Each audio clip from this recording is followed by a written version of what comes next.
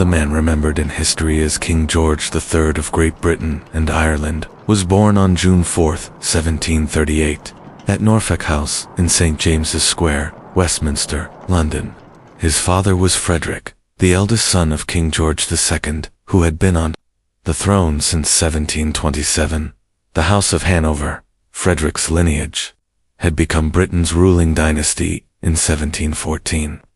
After previously holding the title of Dukes and Prince-Electors of Brunswick-Lüneburg, also called the Electorate of Hanover, in northern Germany.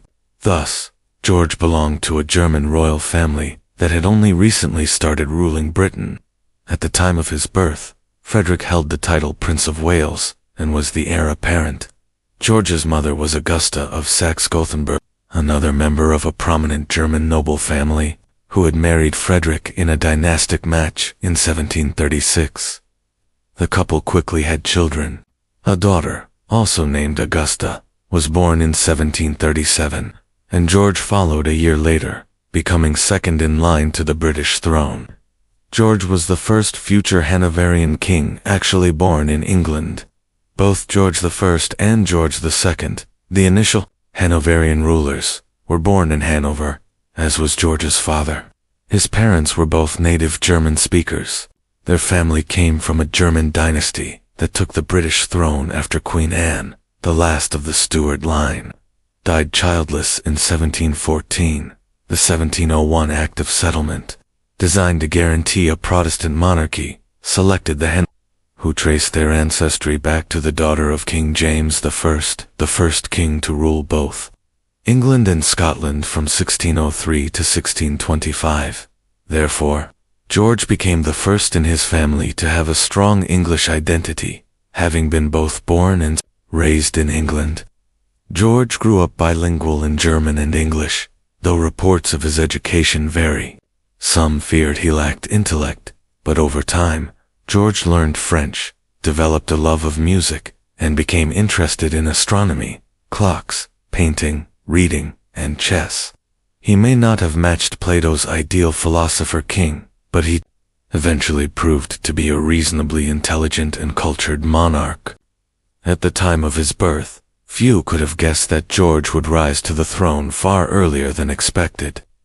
In March 1751, his father Frederick died at Leicester House in London at the age of 44. At the time, people believed the prince, enthusiastic cricketer, had died from a burst lung abscess caused by a blow from a cricket ball. However, modern understanding suggests a pulmonary embolism, a blocked artery in the lungs, was the likely cause. Whatever the cause, the impact was immediate. George, just 12, became heir to his grandfather George II, who at the time was already 67, an old age for a monarch in that era. Still, the elderly king lived long enough for young George to reach adulthood. King George II passed away in October 1760, by which time he had gone blind in one eye and was partially deaf. His 22-year-old grandson became King George III. He would reign over Great Britain for 6 decades, a period that would witness dramatic and historic global changes. George's early reign brought several major challenges. The first was international.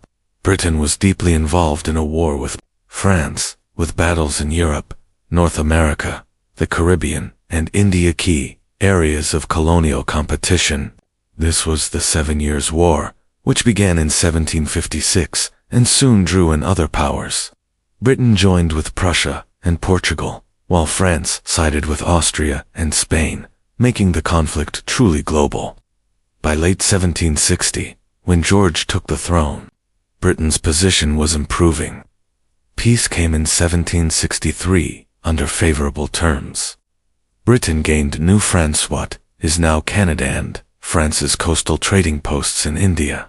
Even so, France would remain Britain's main European rival for dominance throughout George's lifetime. Alongside this war, George faced a personal matter. He needed to marry and produce an heir. Though he was fond of Lady Sarah Lennox in the late 1750s, that match was not seen as appropriate for royal succession. Instead, he was persuaded by his family to marry Princess Charlotte of Mecklenburg-Strelitz, In September 1761, they met for the first time on their wedding day, yet the marriage turned out to be a strong and loving one. George and Charlotte went on to have 15 children together, and George remained loyal throughout. Beyond these early matters, George's position as king was solid. By the mid-1700s, Britain was beginning to benefit from key transformations that would soon make it the world's top military, economic and political power by the 1800s. Over the previous 2 centuries, England had absorbed Scotland and Ireland, though religious tensions remained in Ireland. After a series of civil wars in the 1600s, England developed a strong political structure where power was shared among the monarchy, parliament, and nobility, unlike in France and Russia, where monarchs still held unchecked power and weak rulers caused instability. Britain also possessed the most dominant navy in the world by the 1700s. Additionally, early capitalism and emerging industries had begun in England and the Low Countries during the 1600s. London was fast becoming a major, global hub of finance and trade, at the center of an expanding British Empire, with colonies in North America, the Caribbean, and India. In short, George did not inherit a weak kingdom. Throughout the 16th and 17th centuries, England gradually brought Scotland and Ireland under its control, though religious conflicts in Ireland remained a continuing issue. Additionally, after a series of civil wars in the 17th century, England developed a strong political framework where authority was shared between the monarchy, parliament, and the nobility, unlike France and Russia, where monarchs still held unchecked power, often leading to long periods of instability if a ruler was weak. By the 18th century, Britain's navy had become the most dominant in the world. At the same time, early capitalism and pre-industrial development had started in England and the Low Countries in the 17th century, and London was rising as a global financial and trade hub, at the core of a growing British Empire with territories in North America, the Caribbean, and India. So, one thing was certain: George did not inherit a weak kingdom. However, Britain did have a politically divided parliament, unlike most of Europe at the time, where political struggles typically occurred between monarchs and the aristocracy on one side, and the rising merchant and professional classes on the other. England had already reduced monarchical and noble power considerably during its earlier civil conflicts. As a result, Parliament had become the central institution of governance, even though the monarchy and nobility still held significant influence. England was also one of the first nations where political parties emerged to represent various social interests, and this often led to internal political challenges during George's rule. In 18th century Britain, the 2 main political parties were the Whigs, who would later evolve into the Liberals, and the Tories, who became the Conservatives. The Whigs usually supported a stronger parliament that favored the merchant class, while the Tories, consisting mainly of nobles, were more traditional and generally, though not always, supported the monarchy. This rivalry between the Whigs and Tories would play a significant role in how George III engaged with British politics. From the early 1760s, George's influence in Parliament was already being felt.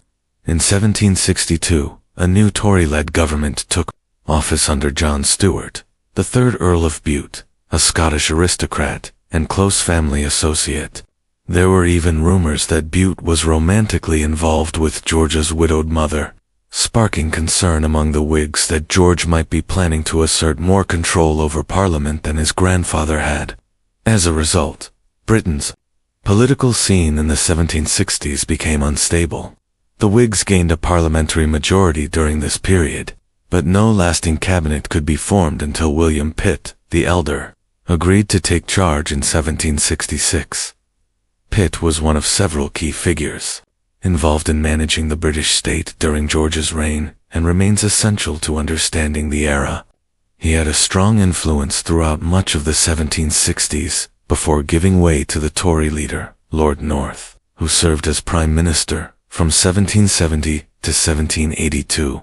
Later, Pitt's son, William Pitt, the Younger, would come to dominate British politics in the 1780s and 1790s. These three men played major roles in shaping George's long time on the throne. That said, Pitt the Elder's prime years had passed by the end of the 1760s. His influence peaked in the late 1750s during George II's final years, and the early 1760s as George III was newly crowned.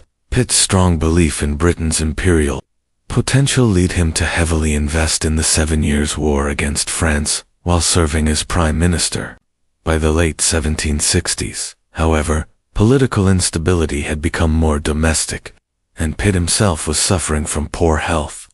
In 1768, he resigned, citing frustration with Bute's continued influence and the king's interference in parliamentary matters. In the aftermath, George, who was also dealing with family tensions over his siblings' behavior, chose a more agreeable replacement, Frederick North, known as Lord North. This decision proved significant. North remained prime minister for the next 12 years, and George's ongoing support for him has remained a point of debate. This is mainly because North's leadership coincided with growing unrest in Britain's North American colonies, and eventually, their full-scale War of Independence. Although George ruled for 6 decades, he is best known for the revolution that began in Britain's colonies along the eastern coast of North America in the 1770s.